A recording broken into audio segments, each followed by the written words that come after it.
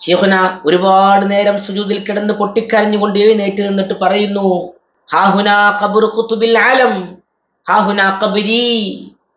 ഇത് കേട്ടവർ, ദൃക്സാക്ഷിയായവർ, കേട്ടവർ ഇന്നും ജീവിച്ചിരിപ്പുണ്ടല്ലോ മടവൂരിൽ. എന്താ ബഹുമാനമുള്ളവർ പറഞ്ഞത്? ഹാഹുനാ ഖബ്റു ഖുത്ബിൽ ആലം, ഇവിടെയാണ് ഖുത്ബുൽ ആലമിന്റെ ഖബർ.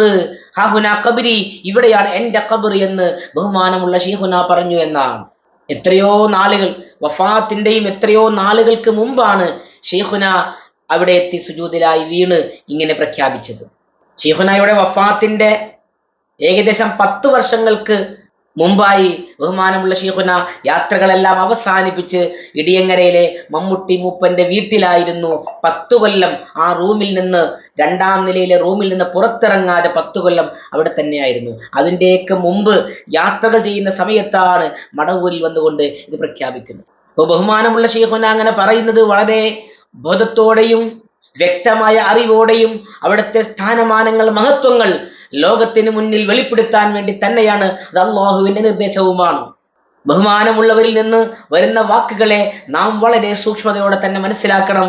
ഹാഹുനാ ഖബ്റു ഖുത്ബിൽ ആലം, ആലമിന്റെ ഖുത്ബിന്റെ ഖബർ ഇവിടെയാകുന്നു എന്ന് ബഹുമാനമുള്ള ശൈഖുന പ്രഖ്യാപിച്ചു.